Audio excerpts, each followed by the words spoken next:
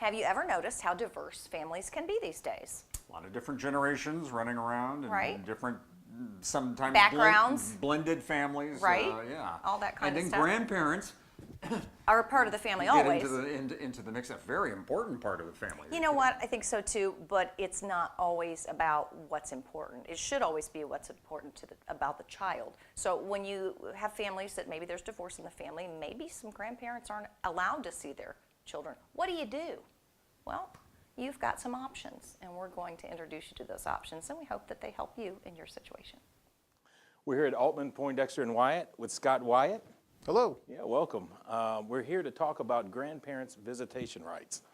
Scott, now I know many of our viewers have probably a lot of questions. I find this a very topical conversation. Could you explain to me what grandparent visitation rights are to set this up? This statute allows grandparents in certain situations to petition the court and ask the court to be able to have a court-ordered visitation schedule with their grandchildren. Is this something that's unique to Indiana? And could you give me a little bit of background on the law? First of all, it's not unique to Indiana. Other states have similar laws.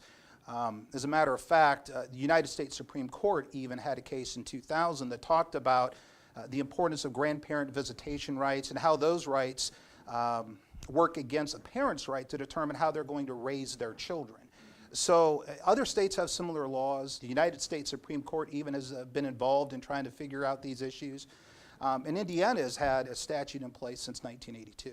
Under this law, do the parents of the grandchildren, would they have to be married, or can they be single parents? Are there restrictions in that regards in order for the grandparent to have their rights? Not every set of grandparents can petition for visitation rights.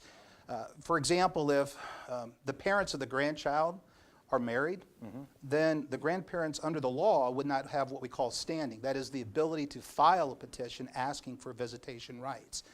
The only time that a grandparent can petition for grandparent visitation rights is if, well, first of all, the parents of the grandchild or the grandchildren are divorced. If one of the parents is deceased and that deceased parents, those are the ones who are asking for visitation rights. And then also if the children or the child was born out of wedlock and father has established paternity over that child. In those circumstances, then a grandparent can petition the court and ask for visitation rights. Can any grandparent file? Unfortunately, no. The law only allows grandparents to file if they qualify for certain situations. For example, if you're a grandparent and the grandchildren's parents are still married, under the law, the grandparents unfortunately cannot file. They don't have what we call standing, the legal right to bring the action.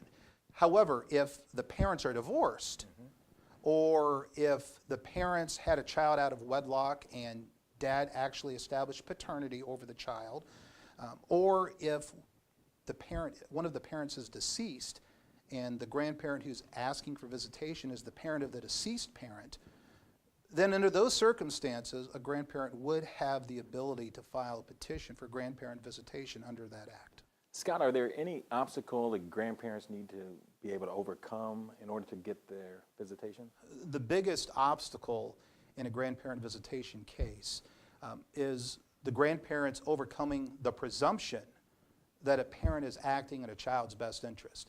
The court's going to presume that a denial of grandparent visitation by the parents is in the children's best interest unless the grandparents can go in and demonstrate to the court that that presumption should be overcome, that in reality it is in the best interest of the grandchildren to have contact with their grandparents.